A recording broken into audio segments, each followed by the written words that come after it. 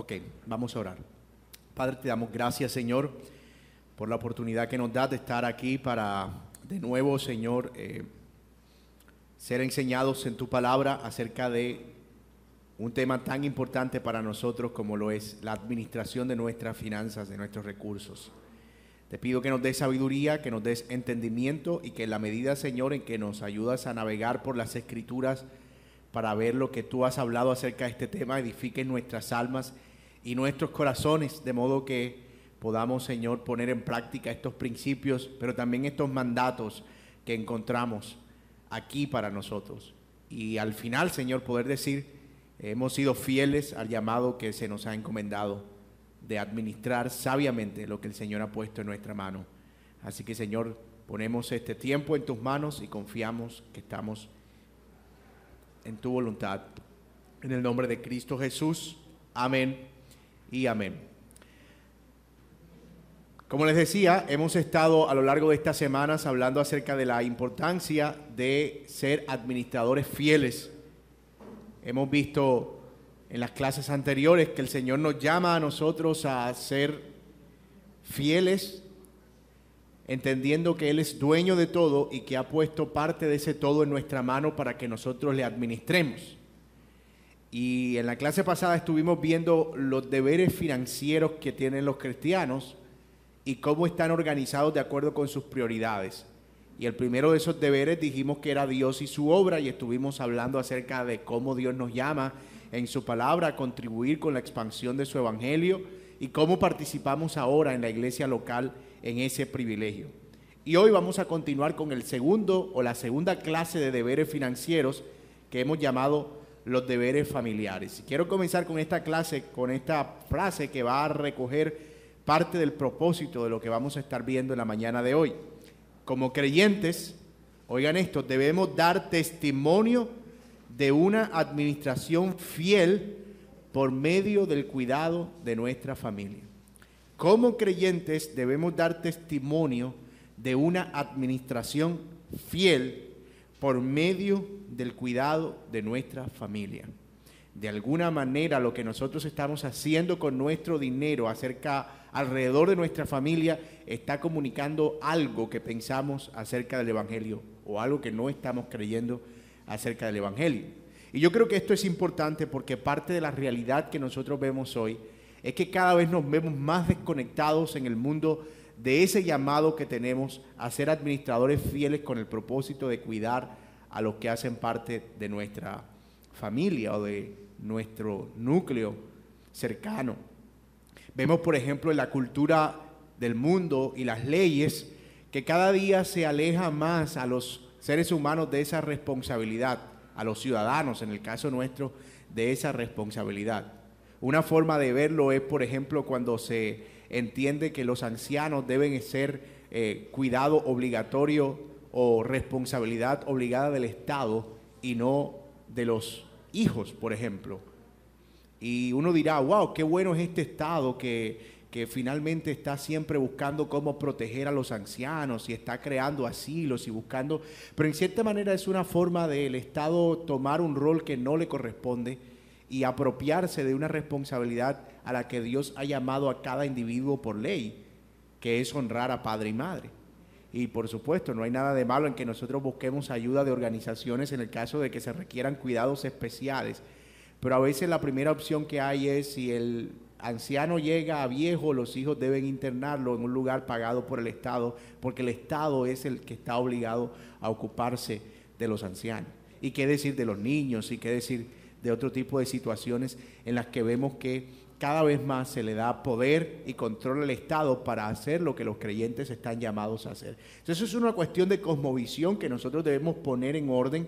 ¿Qué es lo que la Biblia dice acerca de nuestros deberes, de nuestro llamado y de nuestra responsabilidad como creyentes en medio de una sociedad que se está moviendo en contravía de lo que la palabra de Dios dice?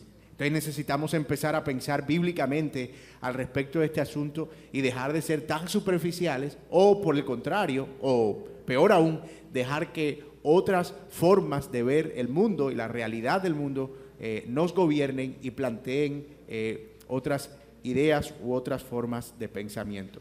Así que Como les decía, y estamos tomando esta clasificación de los deberes financieros de acuerdo con lo propuesto con el pastor Héctor Salcedo en su libro Finanzas Bíblicas, de editorial, creo que lo produjo Integridad y Sabiduría.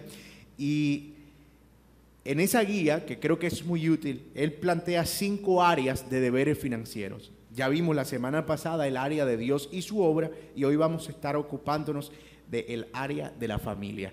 ¿Qué dice la Biblia acerca de nuestros deberes familiares en términos financieros? ¿Cómo debemos conducirnos, por ejemplo, con nuestros padres que ya están ancianos? ¿Tenemos acaso alguna obligación acerca de nuestros hijos luego de cierta edad? ¿Cómo puede un matrimonio llegar a establecer una administración financiera saludable? ¿Cómo se ve eso en la crianza de los hijos? Yo espero que podamos bíblicamente responder a algunas de esas preguntas y tal vez otras que puedan surgir en el camino. Así que estamos listos para nuestro tema de hoy, área de deber financiero, la familia, cómo hacerlo bíblicamente.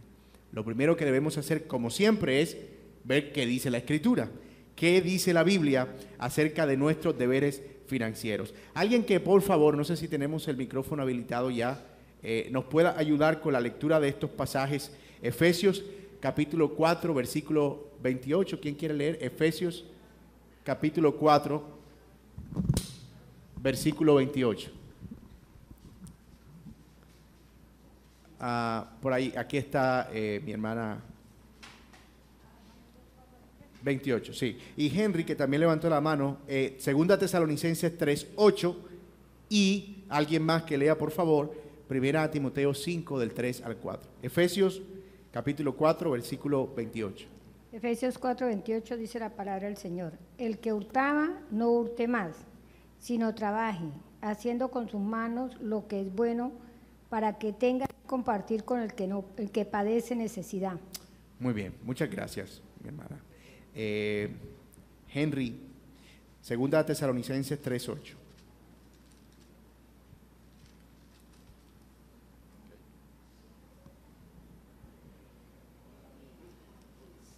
¿3:8?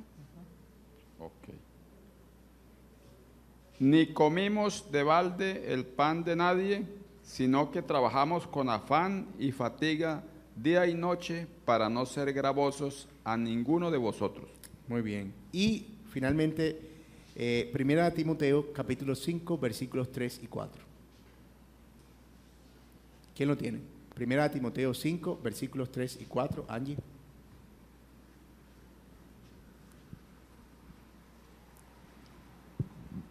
Honra a las viudas que en verdad lo son, pero si alguna viuda tiene hijos o nietos, aprendan estos primero a ser piadosos para con su propia familia y a recompensar a sus padres, porque esto es lo bueno y agradable delante de Dios. Muy bien. Muchas gracias, mi querida hermana. Estos pasajes nos proveen una plataforma interesante para empezar a pensar acerca de cuáles son nuestros deberes individuales y cómo esos al mismo tiempo se expresan en nuestras relaciones familiares. Por ejemplo, se nos dice en Efesios 4:28 que debemos trabajar y que parte de ese trabajo es con el propósito de poder compartir con los que tienen necesidad, pues el que no provee para su propia casa es que es peor que un incrédulo. Noten lo que dice el pasaje: el que no provee para su propia casa es peor que un incrédulo. Yo creo que no hay que hacer mucha exégesis allí. Lo que está diciendo Pablo, en cierta manera, es que las personas que no se ocupan del cuidado, en este caso, del cuidado económico y financiero de su casa, y aquí lo veremos más adelante, se está transmitiendo esta responsabilidad principalmente a los hombres, quienes Dios les ha encargado ese llamado de liderar a su familia en ese sentido. Es peor que un incrédulo. ¿Por qué? Porque en cierta manera está comunicando algo acerca de Dios que ni siquiera los incrédulos comunican. Nosotros podemos ver a los incrédulos por allí afanados, incluso sin tener al Señor, por tener cómo proveer, cómo cuidar, y que ni siquiera a veces en ellos está esta cultura de holgazanería.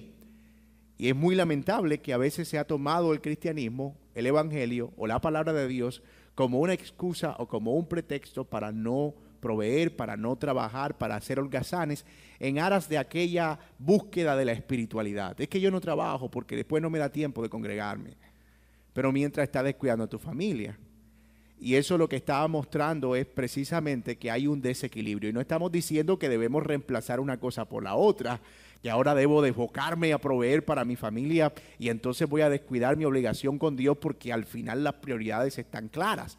Yo debo establecer una relación sólida con el Señor y eso implica congregarme, pero eso no está en conflicto con el hecho de que yo debo cumplir mi deber y mi obligación financiera de proveer para mi propia casa.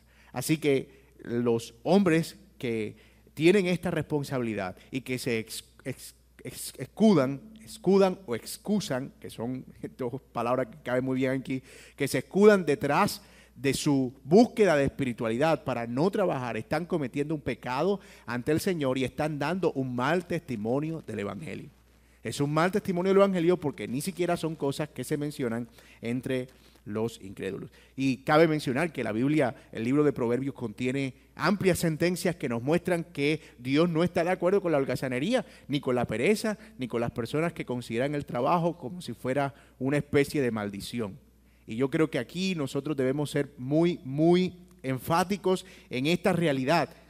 Dios ha provisto el trabajo como algo bueno. El trabajo no es algo que surgió solamente porque el hombre cayó en pecado, como se nos ha enseñado casi siempre desde pequeño. Yo no trabajo porque el trabajo para mí es un enemigo. Por eso me llaman el negrito del batey. Y no es esa la filosofía de la Biblia. Nosotros vemos que nosotros glorificamos a Dios a través del trabajo por dos razones. Número uno, porque Dios hasta ahora trabaja. Número dos, porque a través del trabajo nosotros podemos obtener beneficios que nos permiten disfrutar de las bendiciones de Dios y compartir también con aquellos que tienen o padecen cierta necesidad. En 2 Tesalonicenses 3:8, que fue el pasaje que leyó mi hermano Henry, se nos mostraba cómo Pablo había puesto gran esfuerzo en trabajar con sus propias manos con el objetivo de no ser gravoso, de no ser un problema para los hermanos de Tesalónica. Y esto es interesante porque cuando nosotros estamos considerando el hecho de que nuestras necesidades están siendo cubiertas por otra persona, debemos ser muy cuidadosos en ese sentido, especialmente si estamos en casa. Por ejemplo, un hijo que está en el seno del hogar, que ya tiene la edad suficiente y las capacidades suficientes, pero simplemente por el hecho de no querer poner manos en el arado para trabajar, consume los recursos de sus padres sin ningún tipo de razón, está participando en una forma de robo. ¿Por qué? Porque está desproveyendo a otros de algo que él pudiera estar proveyendo. En parte ese es el sentido del texto que acabamos de leer en Efesios. El que hurtaba no hurte más, sino que trabaje. ¿Cómo así? ¿El trabajo puede ser lo opuesto a hurtar? Sí, porque de alguna manera cuando alguien no está proveyendo, cuando aún teniendo la capacidad de hacerlo, de nuevo, está consumiendo los recursos de alguien más sin justa causa, ojo, que estoy diciendo sin justa causa, y eso es participar en una forma de robo. Es como que tú tienes que darme. ¿Por qué? Porque sí. Porque yo estoy aquí. Así de simple. Pero eso no es lo que la Biblia enseña. Y finalmente, vimos un pasaje que es 1 Timoteo 5, que nos muestra un poco más de cosmovisión en ese sentido. Lo vamos a ampliar ahora un poco más. Pero allí Pablo le está dando a Timoteo una instrucción específica. Dile a las viudas o a los hermanos que se cuide de las viudas. Ese es un llamado de la iglesia del Señor.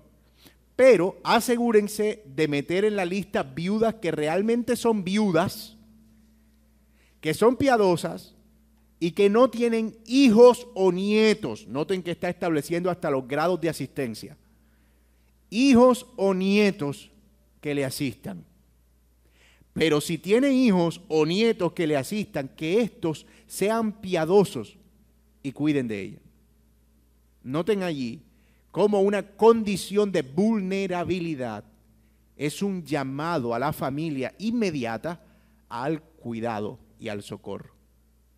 Noten también que no es una prerrogativa que sucede en el caso de las viudas cuando hay, de nuevo, una condición de vulnerabilidad. Una viuda, imagínate, que perdía a su marido sin posibilidad de trabajar en una cultura no tan como la nuestra ahora, era complicado incluso poder sobrevivir. Tú puedes ver eso en Lucas cuando el Señor resucita al hijo de la viuda de Naín. Ella era viuda y se estaba quedando sin hijos, se estaba quedando completamente desamparada. Y en un acto de misericordia el Señor resucita a su hijo en una muestra de que Él estaba cuidando de ella por medio de su provisión. Y de paso estaba haciendo un milagro, por supuesto. Pero eso nos muestra que el Señor se ocupa de las necesidades o se preocupa de aquellos que están en vulnerabilidad. La iglesia debe preocuparse de los que están en vulnerabilidad, pero antes que la iglesia, los miembros de la iglesia, los que son creyentes, deben ocuparse de los que están en vulnerabilidad en su propia casa. Y eso es algo que nosotros, de nuevo, vamos a ampliar en un momento. El pastor Héctor Salcedo dice algo interesante en su libro, y copié la cita textualmente, ustedes pudieran también tomar nota de ella.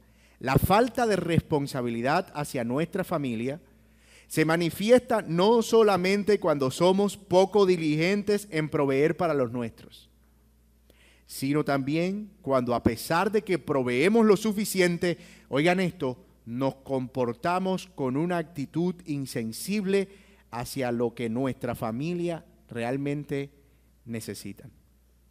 Esto es interesante porque fíjense que no solo el cumplir con nuestro deber familiar tiene que ver con dar, sino con la actitud que tenemos al dar. La actitud que tomamos cuando damos también es importante. Hay formas de dar que a veces resultan ser humillantes. Aquí tiene, para que no moleste tanto. Ay, usted sí, tenga, otra vez, ya le consigno. Tú puedes decir, yo estoy proveyendo. Sí, pero ¿a qué precio? Diría la hija de Thanos. ¿A qué costo? Así que no solo cuidamos de nuestra familia, sino que proveemos con una actitud correcta. Si Dios nos da la posibilidad de participar en sus necesidades, lo vamos a hacer de una forma correcta. Y aquí vamos todavía a ampliar un poco más, porque cuando hablamos de familia, usted se está preguntando, ¿a qué familia nos estamos refiriendo?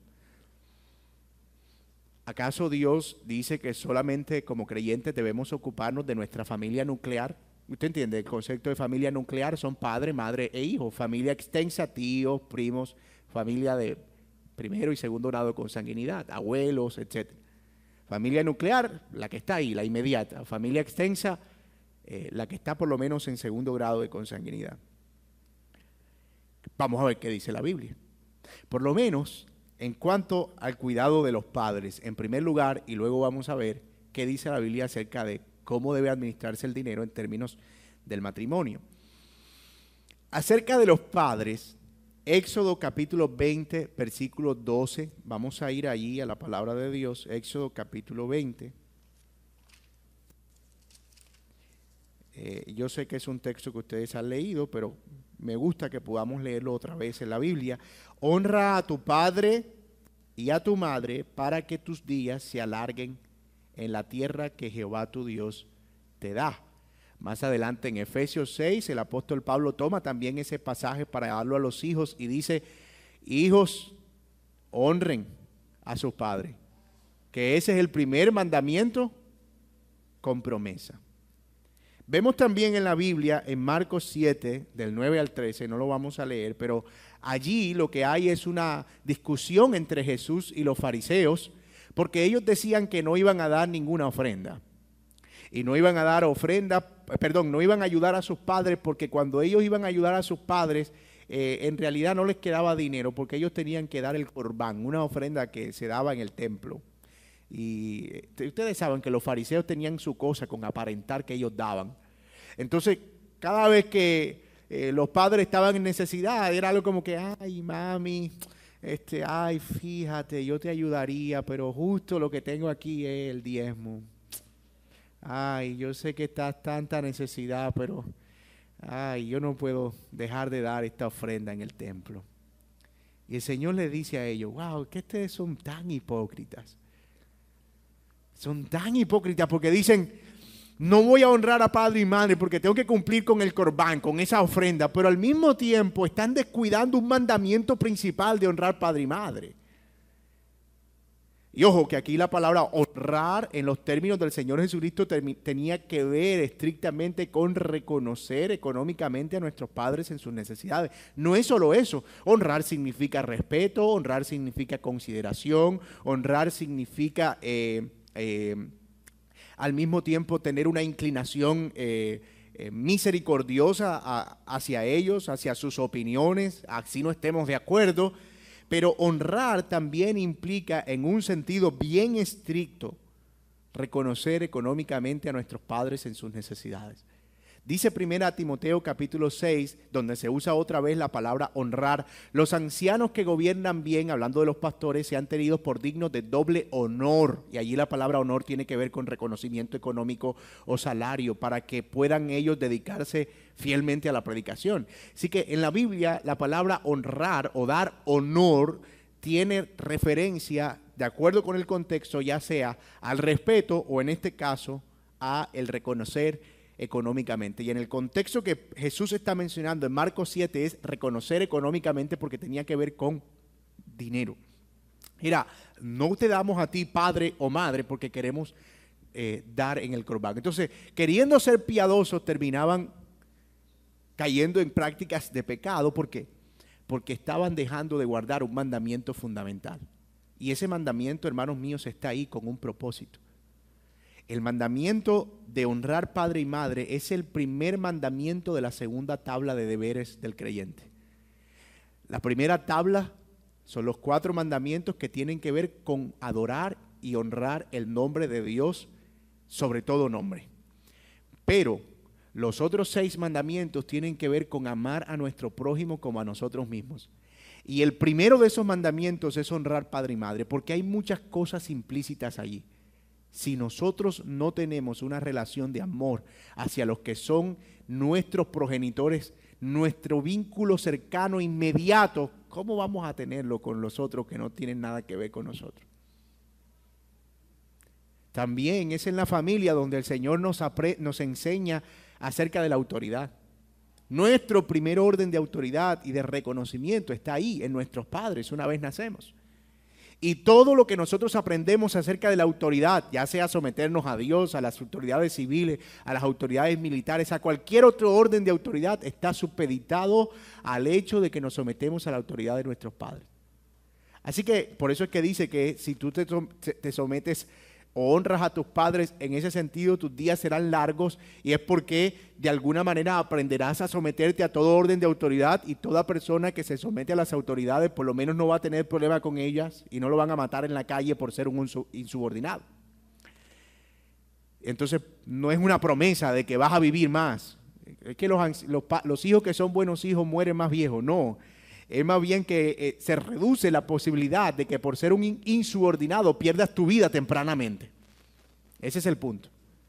Entonces, miren aquí la importancia que la Biblia le da al hecho de honrar a nuestros padres y de honrar y reconocerlos económicamente. Ahorita vamos a hablar acerca de algunos principios prácticos y de algunas variantes que ese llamado pudiera tener.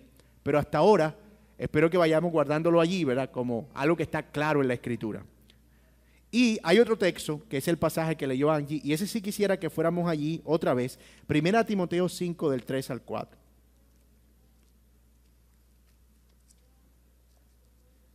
Primera Timoteo 5, versículos 3 y 4. Honra a las viudas, que en verdad lo son. Otra vez la palabra honra. ¿La ven? Honra a las viudas que en verdad lo son. Pero si alguna viuda tiene hijos o nietos, miren aquí este detalle, aprendan estos primero. Ok, o sea que eso no es algo que uno ya nace aprendido. No, esto es algo que uno aprende. Aprendan ellos primero a ser piadosos. ¿Piadosos en qué sentido? Bueno, para que con su propia para con su propia familia y a recompensar. Otra vez, esa palabra recompensar está conectada directamente con la palabra honrar a sus padres. ¿Por qué? Porque esto es lo bueno. ¿Y por qué más? Porque esto le agrada a Dios. Ahora, aquí hay una implicación interesante. La primera implicación interesante ya la mencionamos. Uno no nace sabiendo eso, porque uno naturalmente es egoísta. Y uno naturalmente lo mío es mío y de nadie más. Así que uno necesita ejercitarse en la piedad del reconocer a los padres, y eso es algo para lo que la Biblia, gracias al Señor, no nos dejó ciegos. Lo segundo que vemos es que esa es una prioridad. Dice, aprendan a ser piadosos para con su propia familia primero. A veces tú ves gente que afuera son una madre. El bolsillo es flojo afuera. Oh, pero en la casa. Tú ves, hermano, usted me puede hacer un... Sí, claro, tú nada más dime qué necesitas. Pero adentro, la esposa lleva 15 años diciendo que nunca le... Yo no sé, esa es una queja muy típica de esposas, ¿verdad? En nuestra cultura, que yo espero que eso no pase en nuestra iglesia. Pero que tú a mí nunca me has dado para comprarme un interior, y ni para comprarme un brasier y una ropa para... y unos zapatos, o qué sé yo. Y eso es un pecado, hermano. Porque esa no es piedad. Tú no eres buena gente, olvídate. Si tú actúas así, tú no eres ningún buena gente. Tú te has creído que eres buena gente. Eso no es piadoso. Tú lo que estás es buscando la aprobación de la gente de afuera. Y como sientes que la de tu familia ya no la necesitas porque está por defecto. Es decir, como viven en la misma casa, tú no necesitas la aprobación ni de tu esposa, ni de tus hijos, ni de tu mamá, ni de tu papá. ¿Por qué? Porque ellos me aman así como yo soy, pero como la de afuera sí tengo que comprarla. Entonces afuera sí soy mano floja. Por eso, Pablo dice, primero aprendan a ser piadosos con los de su propia familia, especialmente con sus padres, y a recompensar a sus padres.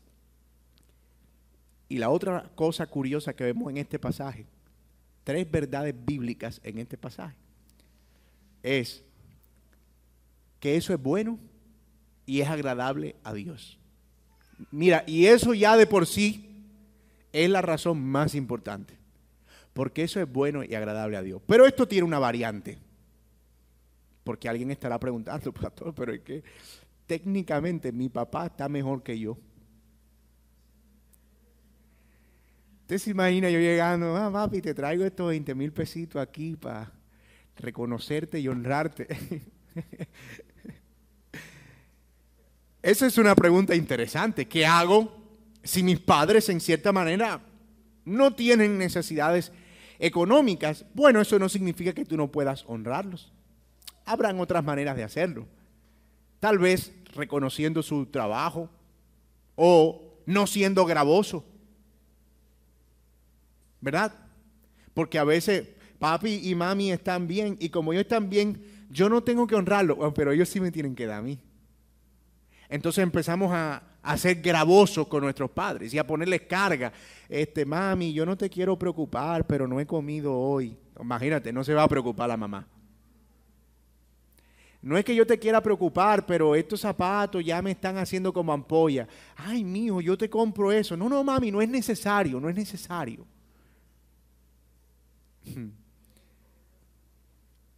Entonces empezamos a ser gravosos y eso es una manera de deshonrar. Por supuesto, eso no significa que no vamos a dar a conocer nuestras necesidades en caso de que sean necesidades reales, porque finalmente si están bien económicamente siguen siendo nuestros padres. Pero por ejemplo, si tú ya eres un hombre casado, ¿verdad? Que ha hecho su vida, que tiene sus hijos, su hogar, dime, ¿qué le estás comunicando a tu esposa y a tus hijos si tú estás continuamente buscando que tus padres te socorran en ese sentido? Todo el tiempo y cubriendo sus necesidades. Tú no estás siendo un modelo de provisión, de cuidado y de liderazgo para tu propia familia y eso te puede traer problemas mucho más serios, entre ellos que pierdas autoridad en otras áreas.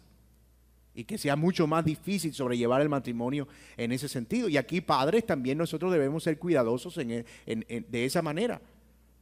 No es apropiado que como padres nosotros estemos tratando de tomar esa responsabilidad de nuestros hijos cuando ya ellos la asumieron a través del matrimonio.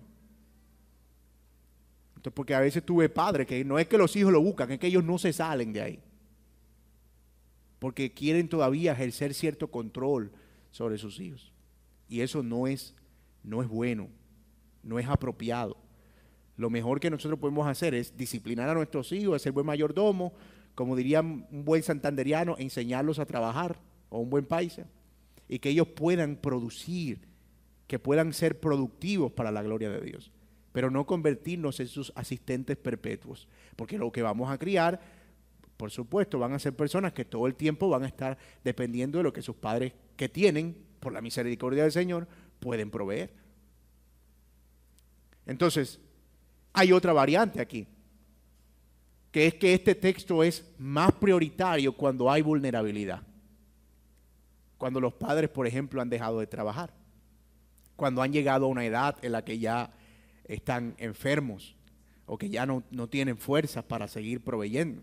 Y esto es algo que a los hijos jóvenes podemos empezar los hijos que somos jóvenes podemos empezar a pensar para el futuro.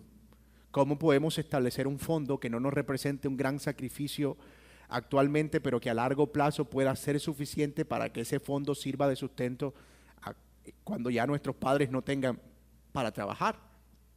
Algunas cosas que hacen algunos hijos es pagar una pensión que sus padres no pueden pagar mientras trabajan, para que cuando él deje de trabajar, ese padre pueda recibir su pensión y él no se ocupe de eso, sino que ya él reciba mensualmente la mesada. Son como formas prácticas en las que uno puede prever el futuro y pensar, esto es parte de mi vida y esto es parte de algo que en algún momento yo voy a tener que asumir porque la Biblia así lo manda.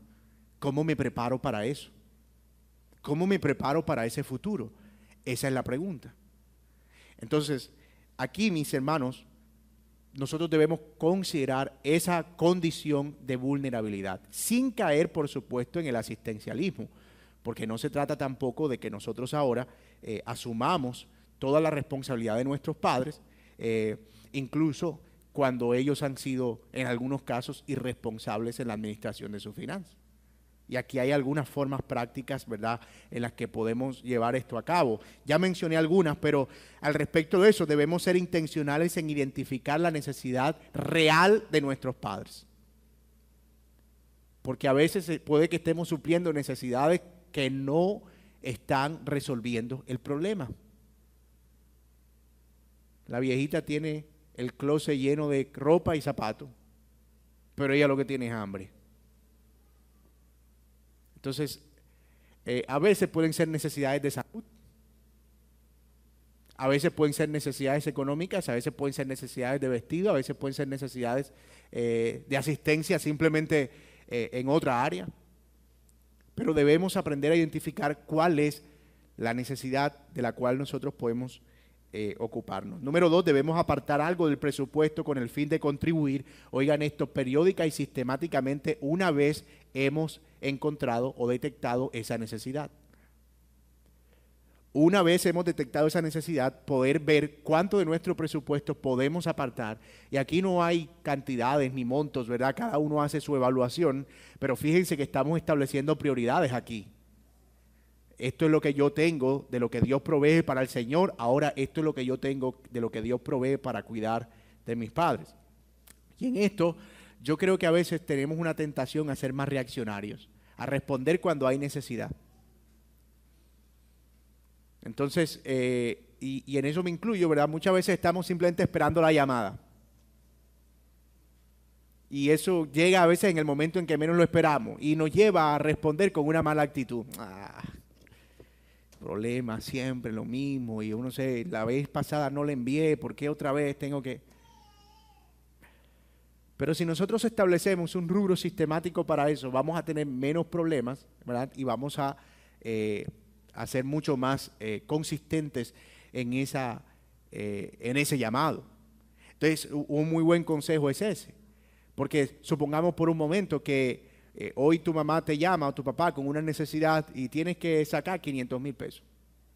Y tú dices, wow, 500,000 pesos, Dios mío, eso es lo mismo todo el tiempo. Él no te molesta más. Pero por allá, como a los 7 meses, se presentó otra necesidad. Y eso es como, ponle tú, como 300,000 pesos. Oh, no, pero si ya yo mandé ahorita mandé 500. Eso es porque uno en la mente, cuando da, lo que tiene que eso fue aquí. El punto es que pasaron 7 meses, que a los 300 serían como 50,000 pesos por mes. Si tú fueras sistemático, no tendrías ese problema de estar pensando como que, qué pedidera de plata y todo el tiempo, 500 y 300 y 400, cada cuánto. Si fueras sistemático, no estarías tal vez lidiando con situaciones de ese tipo.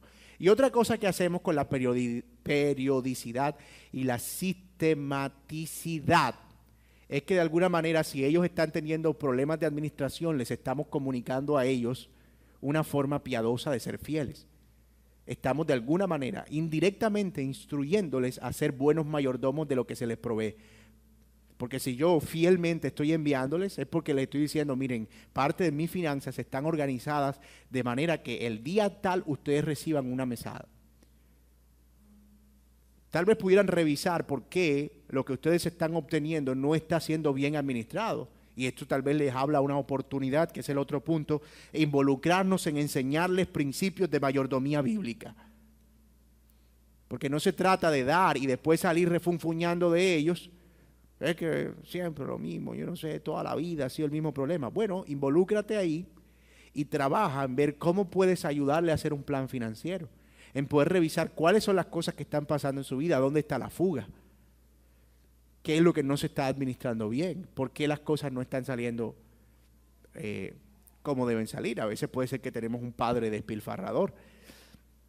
Y eso es un problema y es una tentación, porque uno dice, mira, pero ¿cómo puedo yo apoyar si es que mi padre ha sido un degenerado toda la vida? Yo no siento, bueno, es que desafortunadamente o afortunadamente, no sé cómo quieras leerlo, la Biblia no nos dice que esto debe ser algo que tiene que estar ligado a lo que tú sientes. Es un mandato. Y la razón por la que honramos a padre y madre no es porque ellos hayan sido buena gente o buenos padres o buenas madres, simplemente porque son padre y madre, porque nos trajeron a este mundo. Y porque eso es bueno delante del Señor. Es así de simple.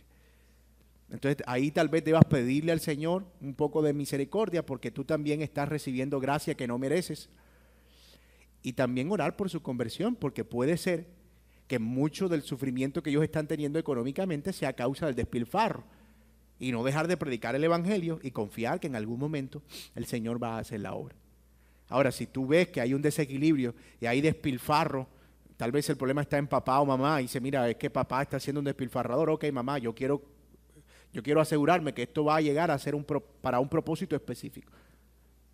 Así que yo voy a asegurarme de que eso llegue comprado mensualmente, como para evitar que las cosas tomen otro rumbo. Entonces, creo que son formas prácticas. De nuevo, cada familia tiene una dinámica distinta, cada familia tiene procederes distintos y cada familia debe encontrar el punto en el que llega a un acuerdo en ese sentido.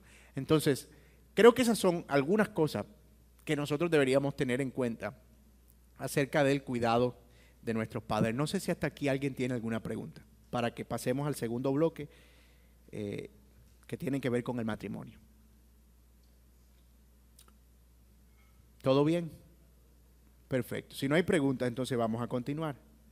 Deberes familiares, la administración al interior de la familia. Ya hablamos acerca de qué pasa con este mandato de honrar padre y madre, que sigue siendo familia, pero si estás casado, muy seguramente no es tu familia nuclear, muy seguramente tus padres no vivan contigo, o sea, de alguna manera eso está saliendo.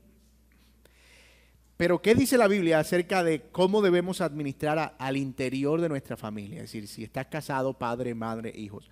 Debo aclarar que si usted quiere más información sobre esto, nosotros dimos 2 clases en la serie Matrimonios, que está en nuestro canal de YouTube, donde hablamos de cómo se relaciona el matrimonio y el dinero. Y ahí hay 2 lecciones, una de ellas es acerca de cómo organizar un presupuesto, cómo ponerse de acuerdo, cómo evaluar las prioridades, cómo mantener la unidad como esposos. Así que si usted quiere ampliar este tema, puede ir ahí. Aquí voy a hacer algunas menciones rápidas, bíblicas, pero también prácticas. Pero si quiere profundizar, le recomendamos esa clase de nuevo que está en la serie de matrimonios en nuestro canal de YouTube, El matrimonio y el dinero. ¿Qué dice la Biblia? Bueno, en primer lugar, nosotros vemos Efesios 5:23. Maridos, amad a vuestras mujeres como Cristo amó a la iglesia y se entregó a sí mismo por ella. También vemos Génesis capítulo 3, versículo 9. Dice el texto claramente que con el sudor de tu frente trabajarás. La tierra te producirá espinos y abrojos, pero dice, te vas a sudar la frente, pero vas a trabajar. Va a ser duro, pero vas a trabajar. Y él le está diciendo eso a un Adán casado, valga la aclaración. Y también vemos Efesios 4:28, que fue el texto que nos ayudó a leer nuestra hermana hace un momento, que nos habla acerca de proveer para la casa y que el que no lo hace es peor que un incrédulo. Así que lo primero que debemos decir sobre estos deberes familiares al interior del matrimonio es que el hombre debe ser proveedor para su casa porque eso es parte de su liderazgo. El hombre debe proveer para su casa porque eso es parte de su liderazgo. Puede haber situaciones en las que un hombre pierda su trabajo y en una condición de desempleo momentáneamente tal vez no tenga cómo cubrir las necesidades de la casa, pero él debe estar preocupado continuamente por buscar formas en las que pueda resolver esa situación y no simplemente asumir que ese no es su deber porque tiene un papá y una mamá que suplen o que su esposa es la que está llevando la carga, etcétera, etcétera. Así que aquí, mis amados hermanos, debemos ser claros. El mandato de la Biblia para los hombres es que ellos sean proveedores para su casa. De hecho, liderar, en cierto sentido, está amparando esas tres áreas. Liderar, bueno, proveer, proteger y enseñar. Pero miren que las tres están íntimamente relacionadas. Si alguien no está proveyendo, muy seguramente otras áreas de su liderazgo se van a ver socavadas, se van a ver afectadas. ¿Por qué? Porque en cierta forma esa es parte del diseño natural de Dios para el hombre, la provisión como función principal. La segunda cosa que vemos aquí en la Biblia es que las esposas deben proveer, pero no debe ser eso un peligro para la unidad. Si hay un matrimonio en el que tal vez lo que el hombre está proveyendo no es suficiente para cubrir las necesidades, las mujeres pueden también proveer de nuevo sin que eso ponga en peligro la unidad del matrimonio, y eso tiene varias implicaciones y varias aristas que por supuesto por el tiempo no vamos a abordar, pero yo quiero que leamos Proverbios 31, que es un pasaje bien conocido de la mujer virtuosa y que describe a una mujer piadosa, bíblica, que teme al Señor, pero que al mismo tiempo está siendo un apoyo y una ayuda idónea para su esposo. Dice, mujer virtuosa, ¿quién la hallará? Porque su estima sobrepasa largamente a la de las piedras preciosas. El corazón de su marido está en ella confiado. Eso no es que el marido no trabaja, eso es que el marido trabaja, pero también confía en que mientras él está fuera, todas las cosas de la casa están bajo control. Y no carecerá de ganancias. Le da a ella bien y no mal todos los días de su vida. Mira lo que dice el 13, busca lino y con voluntad trabaja con sus manos. Es como nave de mercader, trae su pan de lejos, se levanta aún de noche y da comida a su familia y razón a sus criados o a sus criadas. Considera la heredad y la compra y planta viña del fruto de sus manos. Ciñe de fuerza sus lomos y esfuerza sus brazos. Ve que van bien sus negocios, su lámpara no se apaga de noche. Aplica su mano al uso y su mano a la rueca. Alarga su mano al pobre y extiende su mano al menesteroso. No tiene temor de la nieve por su familia, porque toda su familia está vestida de ropas dobles. Ella se hace tapices de lino fino y púrpura es su vestido. Su marido es conocido en las puertas cuando se sienta con los ancianos de la tierra. Hace telas y vende y da cintas al mercader. Y usted puede seguir leyendo y ver muchas de esas virtudes que esa mujer podía hacer entendemos en el ámbito de su casa, y al mismo tiempo cuidaba de su familia. La mujer que provee de alguna manera está cumpliendo este mandato, pero debe hacerlo siempre que eso no ponga en peligro su unidad o la unidad del matrimonio. Es decir, no estamos hablando de que la mujer tiene que salir y empezar a hacer una competencia financiera para su marido. Hay matrimonios que pueden sobrevivir por años y el esposo nunca sabe cuánto gana la esposa y la esposa ni idea de cuánto gana el esposo. Y se hacen préstamos entre ellos al 10%. Eso muestra que hay, por lo menos en cuanto a las finanzas, una ruptura, no hay unidad. Eso es un problema porque la Biblia dice que el marido y la mujer, si están casados, deben ser ¿qué? Uno durmiendo, pero ahí no. La plata no, déjame eso quieto, yo duermo contigo, nos bañamos juntos si quieres, pero la plata no. Oh, espérate, vamos a sentarnos y hablar de eso. Ahora, si un esposo tiene para proveer lo suficiente, de modo que su esposa no tenga esa necesidad de ir afuera y buscar y trabajar, eso sería lo ideal. Qué maravilla, ¿verdad? Poder ver esposas que están gozándose y deleitándose en el Señor y deleitándose también en el cuidado de sus maridos y en la provisión de sus maridos. Pero entendemos también que hay, digamos, excepciones a esta regla. Por ejemplo, madres que son solteras, que les toca de alguna manera proveer para cuidar para sus hijos y les toca buscar el sustento. Pero de nuevo, entendemos que son excepciones a la regla, no la regla. Y en ese caso, pues, el llamado sigue siendo el mismo. Entonces, creo que aquí, hermanos, conviene siempre encontrar mucha sabiduría. De nuevo, les recomendamos esa clase de matrimonios que vimos, de cómo pueden los matrimonios tener una administración sabia del dinero. Pero ese principio es bien importante, porque muchas veces se ve como que el cristianismo prohíbe que la mujer trabaje. No, el cristianismo protege el matrimonio y va a oponerse a toda forma de actividad que atente contra la unidad del matrimonio. Pero si hay una forma de trabajo que no atenta en la unidad del matrimonio, a veces, por ejemplo, matrimonios jóvenes recién casados que todavía no tienen hijos pueden hacer un plan y decir, mira, vamos a trabajar por estos 2 años y vamos a tratar de cubrir algunas cosas y crear una base para que luego que vengan los hijos yo pueda estar en casa. Eso también es maravilloso. Pero aquí lo importante es que los maridos, y ese es el tercer punto, que los esposos conozcan las necesidades de la casa y no descarguen la responsabilidad sobre su esposa. Primera de Pedro 3:7 dice que los maridos deben tratar a sus esposas como a vasos más frágiles. Y cuando hay esa desconexión o ese desentendimiento de la necesidad, puede surgir una forma de tiranía. Y entonces deja ahí te dejo 100,000 pesos para el mes.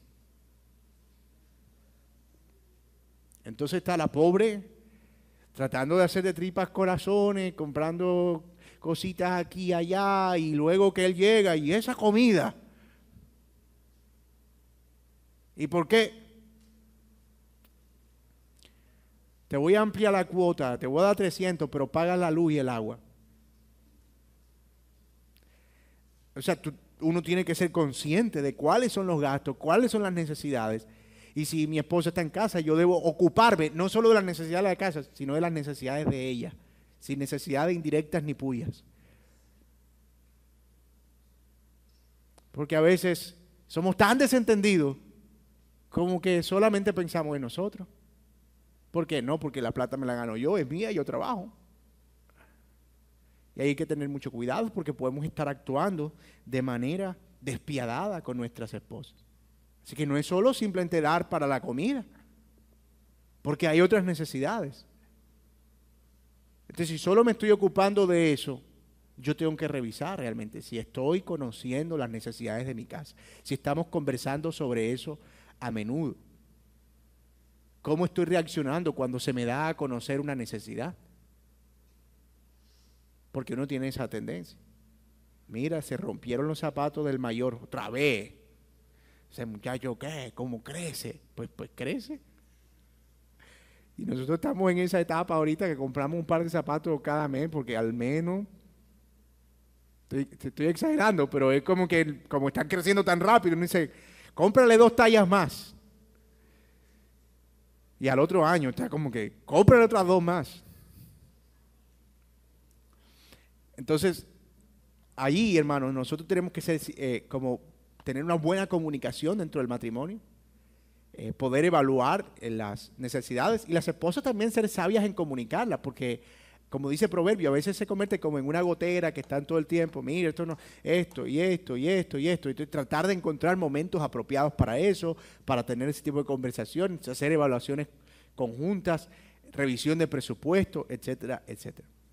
Entonces, creo que estos principios ayudan, ¿verdad?, para que nosotros podamos ver cómo cumplir nuestro deber financiero dentro de la casa. Debemos proveer, no debemos cargar a nuestras esposas con algo con lo que no están diseñadas para cargar y no debemos ser despiadados. Eso implica conocer las necesidades de la casa y trabajar para suplirlas en la medida de lo posible. Algunas formas prácticas de hacer esto: trabajar en un presupuesto juntos. Eso significa sentarse y hacer revisión de ingresos, cuánto de deuda pagamos, cuánto nos estamos gastando en comida, cuánto nos estamos gastando en esto va para esto. Algunos hacen presupuestos, digamos, explícitos, que usan una tablita de Excel y se sientan y entonces están todo el tiempo controlando los gastos. Otros tienen presupuestos implícitos. Yo no tengo una tabla de Excel, dicen alguien, pero yo sé cuánto gasto y yo sé cuánto estoy ganando y yo sé hasta dónde puedo llegar. Esas son mentes prodigiosas, brillantes, ¿verdad?, que no necesitan saber cuánto entró ni cuánto salió porque van computando mentalmente.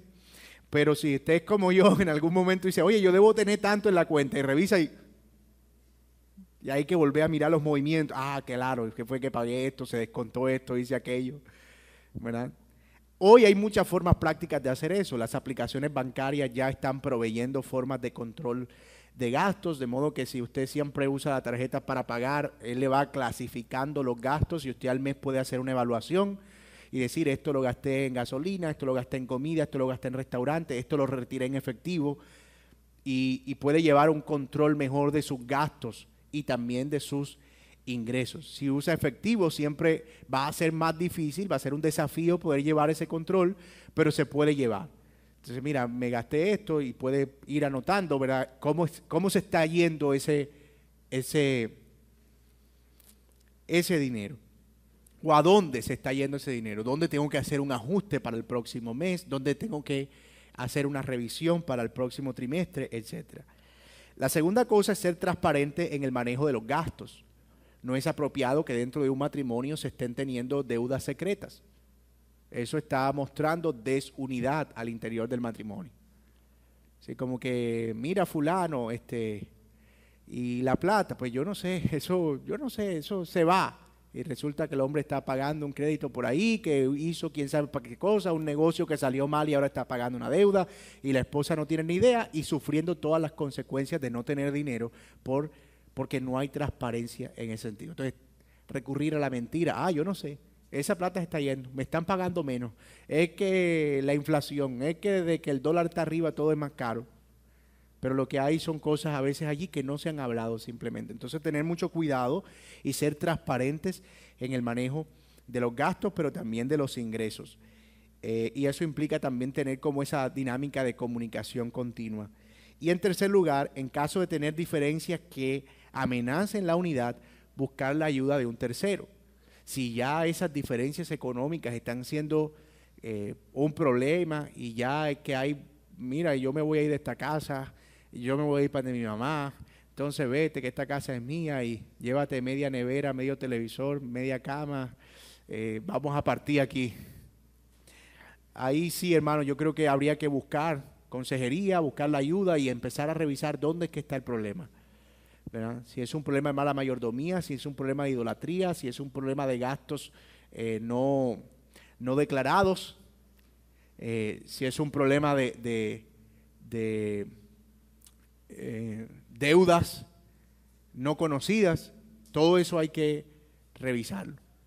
Y por supuesto, siempre buscar unidad. Si estamos casados, ¿verdad? En ese sentido. Buscar unidad, porque no somos dos empresas compitiendo dentro de la casa. No estamos buscando ver quién mete más plata para ver quién tiene más autoridad para dar permiso a los hijos. No, estamos juntos trabajando en el mismo proyecto. Y esa unidad al final se va a reflejar en otras áreas igualmente importantes. Así que mis hermanos, hemos llegado al final de esta clase y básicamente lo que queríamos mostrarle es precisamente la importancia de tener convicciones firmes acerca de nuestras responsabilidades con nuestra familia. Mostrarles que esas responsabilidades pueden ser con nuestra familia semi-extensa, en este caso los padres o familiares cercanos, pero que esas responsabilidades son con nuestra familia inmediata, si estamos casados y si tenemos hijos, y que se van a comportar de manera distinta en algunos casos. Pero como vimos, una cosa que hablamos mucho aquí fue el tema de la comunicación, de poder hablar, de poder tener claro qué es lo que se está haciendo en ese sentido. A veces, y eso es uno de los problemas que se ven muchas veces dentro de matrimonios, esposas que tienen que esperar que su esposo se descuide para sacar de ahí, para enviarle dinero a la mamá, porque ella no tiene cómo. Entonces, es cuestión de, mira, mi mamá tiene esta necesidad, ¿cómo podemos apoyar? Si eres quien está proveyendo, pues vamos a buscar la manera de poder proveer de manera sistemática, pero que no llegar al punto de para la tuya sí hay, pero para mí ya no. Entonces, tener unidad y comunicar claramente en ese sentido es bien, bien importante. Y todo eso obviamente nos lleva a una sola necesidad, y es la necesidad del Evangelio, que es la que suprime nuestro egoísmo, la que nos lleva a tener una convicción de ser misericordiosos, de extender gracia como nosotros la hemos recibido, y es el Evangelio también que nos lleva a la convicción de ser fieles con lo que el Señor ha puesto en nuestra mano. Así que oremos para dar gracias al Señor. Gracias por su atención. Padre, te damos gracias por este tiempo. Ayúdanos, Señor, como hemos dicho, a ser mayordomos fieles y administradores fieles de lo que tú has puesto en nuestra mano. Concédenos, Señor, el poder tener sabiduría para manejar estas cosas. A nuestros padres que están en necesidad, Señor, danos oportunidades, buenas oportunidades para poder compartirles amor y gracia a través de proveer, Señor, y cuidado de ellos, y tener cuidado de ellos. Y permítenos, Señor, que si nuestros ingresos tal vez no están siendo lo suficiente, confiar que todo eso está bajo tu control, Señor, y que al final tú provees conforme a la necesidad de cada uno, Señor. Y si ahora no podemos, tal vez podamos participar más adelante, Señor, pero queremos, Señor, estar seguros que estamos siendo fieles y lo estamos haciendo con una buena motivación. Y también oro por los matrimonios de esta iglesia, por la familia, Señor, para que puedan también tener una administración fiel y que la forma en la que están lidiando el dinero dentro de su matrimonio refleje la unidad que tú has provisto por medio de Cristo a través, Señor, de unirlos como pecadores para que te sirvan y te agraden en todo. Te damos gracias por estas cosas. Oramos en el nombre de Cristo Jesús. Amén.